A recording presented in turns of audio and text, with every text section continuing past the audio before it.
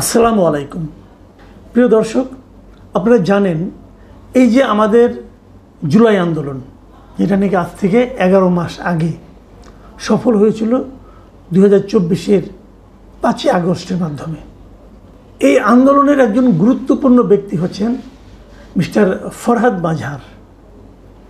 Mister Farhad মাঝারকে সে সময় নানা ঘটনায় খুবই সক্রিয় এবং প্রকাশ্যে দেখা গেছে, এবং অনেকে এমনও বলাবলি করেছেন এই মাহফুজ আলম অথবা এই যে ছাত্ররা, এদের তাত্ত্বিক গুরু ছিলেন এই ফরহাদ মাঝার।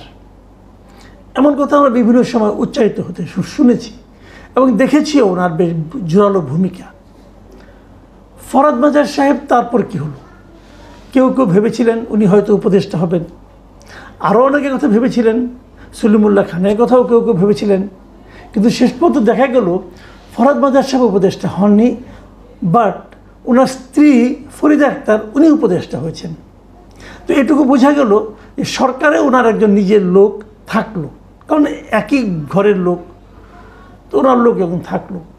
এবং এটাও ভাবা হয়েছিল যে ফরহাদ মাঝার সাহেব হয়তো সার্বক্ষণিকভাবে তাত্ত্বিকভাবে ওনাকে চিন্তক হিসেবে অভিহিত করা হয়, উনি হয়তো এই সরকারকে নানাভাবে ইন্টেলেকচুয়ালি সাপোর্ট দিয়ে যাবেন, দিয়েছেনও, বেশ দিয়েছেন। কিন্তু ওনার ভাবনা চিন্তা নিয়ে কিন্তু এখন ইদানিং নানা ধরনের কথা বলা হচ্ছে। সর্বশেষ আমি আজকে দৈনিক সমকাল পত্রিকায় ফরহাদ মাঝার সাহেবের একটা বড় ইন্টারভিউ দেখলাম, এটা আজকে প্রকাশিত হয়েছে, এবং সেই ইন্টারভিউয়ের শিরোনাম হলো গণ অভ্যুত্থান হয়ে গিয়েছে মার্কিন সহায়তায় রেজিম চেঞ্জ। মানে উনি বলতে চেয়েছেন যে মার্কিন অর্থনীতিবিদের বক্তব্য কোট করে উনি বলেছেন যে এই যে অভ্যুত্থানটা হয়েছিল এটা ছিল গণ অভ্যুত্থান, কিন্তু পশ্চিমা বিশ্ব, বিশেষ করে যুক্তরাষ্ট্রের যারা নাকি মানে আপনার আছেন, বুদ্ধিজীবী আছেন, অর্থনীতিবিদরা আছেন, রাজনীতিবিদরা আছেন, তাদের বিবেচনা, তারা বলার চেষ্টা করছে যে যেমনটি পাকিস্তানের ইমরান খানের সরকারকে যুক্তরাষ্ট্র সরিয়েছিল, বাংলাদেশকেও তেমনি, বাংলাদেশ থেকেও শেখ হাসিনা সরকারকে তেমনিভাবে বিদায়ের ক্ষেত্রে যুক্তরাষ্ট্র খুব গুরুত্বপূর্ণ ভূমিকা রেখেছে। এবং এই যে বক্তব্যটা, এই বক্তব্যে ফরহাদ মাঝার সাহেব খুবই হতাশা ব্যক্ত করেছেন, এবং উনি বলেছেন এটা আপাদমস্তক একটা গণ অভ্যুত্থান ছিল। এদেশের সাধারণ মানুষ ক্ষুব্ধ ছিলেন সরকারের প্রতি, এবং যে কারণে তাদের যে সম্মিলিত শক্তি, সেই শক্তির মাধ্যমে সরকারের পতন ঘটেছে, এটা ওনার বক্তব্য। এবং উনি বলতে চাচ্ছেন যে জনগণ যে ক্ষমতা প্রয়োগ করে শেখ হাসিনা সরকারকে উৎখাত করেছে, জনগণের সেই ক্ষমতার সঙ্গে পরবর্তীতে যারা এসেছে, মানে ইউনূস সরকার অন্যরা, তারা বেসিক্যালি জনগণের সেই ক্ষমতার সঙ্গে বিশ্বাসঘাতকতা করেছে। খুব গুরুত্বপূর্ণ বক্তব্য কিন্তু। এবং উনি এটাও বলেছেন যে শেখ হাসিনার ফ্যাসিস্ট, আমি ওনার কথা থেকে পড়ে শোনাচ্ছি, শেখ হাসিনার ফ্যাসিস্ট রাষ্ট্র ক্ষমতা ও কাঠামো রক্ষার শপথ নেওয়ার পর পুরনো আইন ও প্রতিষ্ঠানগুলো সংস্কারের নামে তামাশা চালানো হয়েছে। মানে উনি বলতে চাচ্ছেন শেখ হাসিনা যে পদ্ধতিতে দেশ চালাতো ফ্যাসিস্ট ওয়েতে, এবং সেই সময় যে যে সিস্টেমগুলো ছিল, নতুন সরকার এসে সেই সিস্টেমগুলোকেই টিকিয়ে রাখার চেষ্টা করেছে, এবং সেগুলোকে কিছু কিছু সংস্কার করার কথা বলেছে, এবং সংস্কারের নামে তারা যা করছে এখন, সেটাকে ফরহাদ মাঝার সাহেব জাস্ট তামাশা হিসাবে অভিহিত করেছেন। দেখুন, এই সংস্কার নিয়ে কিন্তু, সংস্কার যে কমিশনগুলি করা হয়েছে, এটা নিয়ে কিন্তু আমার আপত্তি একদম শুরুর দিন থেকে আছে, এবং আমি বারবার বলেছি যে যাদের দিয়ে সংস্কার করানো হচ্ছে, যাদের দিয়ে সংস্কার কমিশন করানো হচ্ছে, এই লোকগুলিকে আমার কাছে কখনোই একটা সংস্কারের জন্য যে মন মানসিকতা থাকা দরকার, সেই ধরনের মন মানসিকতার লোক মনে হয়নি। আমি এটা শুরুর থেকেই বলে আসছি, এবং এই বলার কারণে আমি নানাভাবে সমালোচনার মুখেও পড়েছি। এখন ফরহাদ মাঝার কি বলছেন শুনুন, ফরহাদ মাঝারের কথা কোট আনকোট শুনুন। এই সংস্কার প্রক্রিয়ার জন্য দেশ বিদেশ থেকে যাদের যুক্ত করা হলো, তাদের খুব কমই গণ অভ্যুত্থানের সঙ্গে সরাসরি জড়িত ছিলেন। কেউ কেউ গণ অভ্যুত্থানের সমর্থকও ছিলেন না। গণবিচ্ছিন্ন এলিট বা অভিজাত শ্রেণীর নেতৃত্বে সংস্কার চলছে। উনি বললে গুরুত্বপূর্ণ, আমাদের মতো ছোট মানুষ বললে গুরুত্ব নাই না। আমি কিন্তু বলেছি, এই কথাগুলি বলেছি আমি আমার মতো করে আরো সহজ ভাষায় বলেছি। উনি ওনার মতো করে জ্ঞানী মানুষ, একটু ঘুরিয়ে পেঁচিয়ে শব্দের মানে আপনার বড় বড় শব্দের মাধ্যমে উনি কথাগুলি বললেন।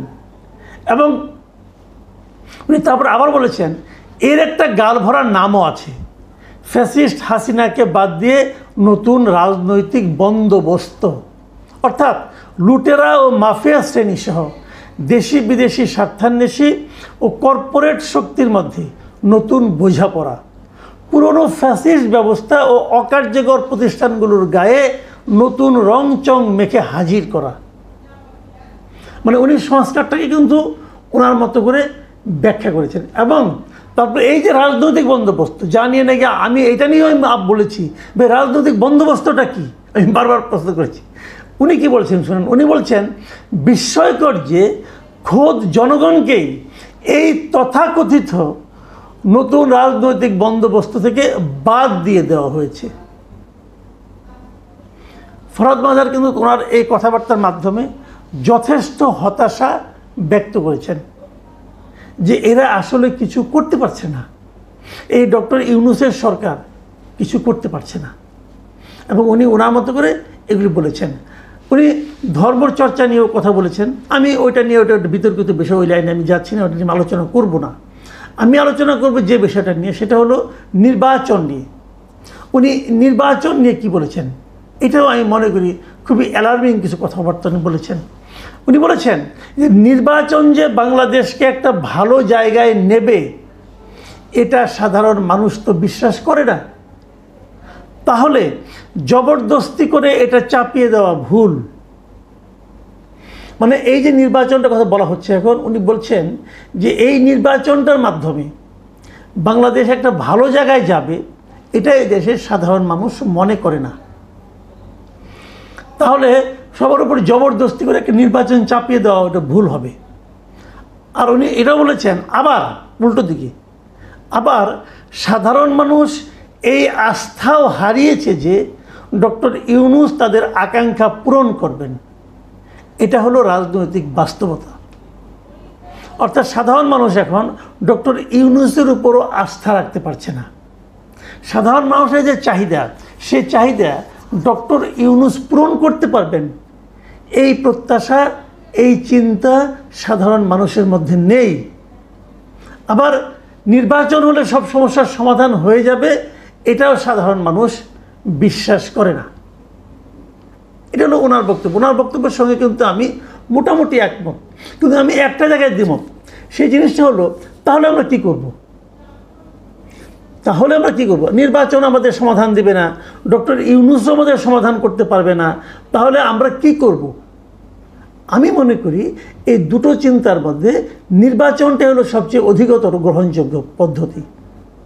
এই কারণে যে নির্বাচনে হয়তো আমাদের অনেক সমস্যার সমাধান হবে না, কিন্তু একটা কাজ তো হবে, জনগণের যে শক্তিটা, জনগণ যে তার ভোটাধিকারের মাধ্যমে একজন লোককে ক্ষমতায় বসাতে পারে, আবার ক্ষমতা থেকে নামিয়ে ফেলতে পারে, এই শক্তিটা কিন্তু গত 15 বছর ধরে আমরা একরকম ভুলতে বসেছি।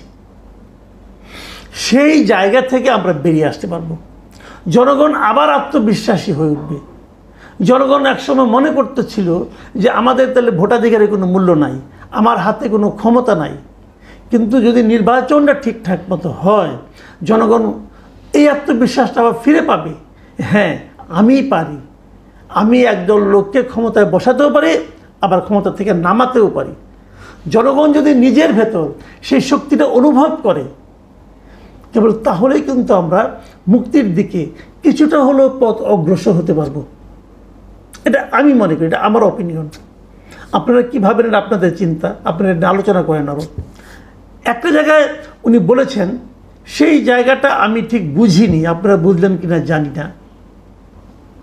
তিনি বলেছেন যে নির্বাচন তো আপনি করবেন একটা, কিন্তু নির্বাচন করতে হলে আপনি কাকে দিয়ে নির্বাচন করবেন? যাদের দিয়ে নির্বাচন করাবেন তারা নিজেদের লোকদের নির্বাচন করিয়ে আনবে। এই নির্বাচনে জনগণ কি পাবে? ঠিক 2008 সালে বিএনপি যে ভুলটা করেছে, এটা হবে সেই ভুলেরই পুনরাবৃত্তি।